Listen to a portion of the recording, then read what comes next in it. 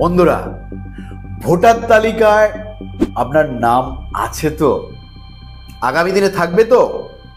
Voter তালিকা থেকে নাম বাদ পড়লে আপনি কি করবেন? নির্বাচন কমিশনের নির্দেশনা, ভোট মানে গণতন্ত্রের মূল অধিকার। কিন্তু কল্পনা করুন, ভোটের দিন বুথে গিয়ে যদি দেখেন আপনার নামই নেই তালিকায়। আতঙ্কিত হওয়ার কিছুই নেই। নির্বাচন কমিশনের নির্দিষ্ট নিয়ম আছে, আজ সেটাই আমরা জানব। ভোটার তালিকা থেকে নাম বাদ পড়লে কিভাবে ফের যুক্ত করা যায়। প্রতিদিন অনেকেই অভিযোগ করেন হঠাৎ করেই নাম উধাও ভোটার তালিকা থেকে। এর পেছনে কয়েকটা বড় কারণ থাকে। ঠিকানা বদল হয়েছে অথচ সংশোধন হয়নি, নথিতে তথ্যের ভুল, বা কোনো কারণে প্রশাসনিকভাবে নাম বাদ দেওয়া হয়েছে। এমন পরিস্থিতিতে অনেকে ভেবে নেন আর কিছু করার নেই, কিন্তু আসলে আছে সহজ সমাধান। প্রথম ধাপ, যাচাই করুন নির্বাচন কমিশনের অফিসিয়াল ওয়েবসাইটে গিয়ে নিজের নাম চেক করুন।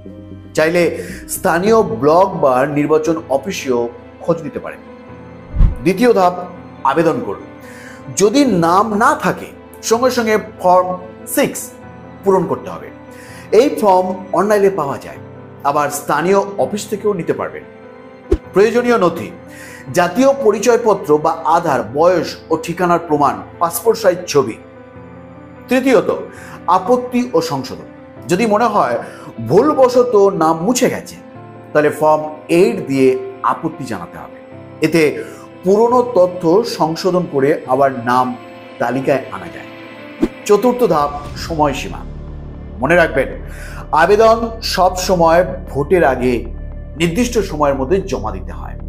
নির্বাচন ঘোষণার পর অনেক সময় নতুন আবেদন নেওয়া বন্ধ হয়ে যায়, তাই আগে থেকেই উদ্যোগ নিন। ধরা যাক কলকাতার বাসিন্দা সুমন বাবুর নাম ভোটার তালিকা থেকে বাদ পড়ে গেল। তিনি স্থানীয় নির্বাচন অফিসে গিয়ে ফর্ম 6 জমা দেন, ঠিকানা ও জন্ম তারিখের প্রমাণ দেন। মাত্র কয়েক সপ্তাহের মধ্যেই নাম আবার যুক্ত হয়ে যায়। একইভাবে প্রীতি দেবীর নামের বানানে ভুল ছিল, তিনি অনলাইন ফর্ম 8 পূরণ করে আপডেট করেন, আর দ্রুতই সংশোধন হয়ে যায়। সুতরাং ভোটার তালিকায় নাম না থাকলে ভয় পাওয়ার কিছুই নেই। নিজের অধিকার ফিরে পেতে নিয়ম মেনে আবেদন করুন।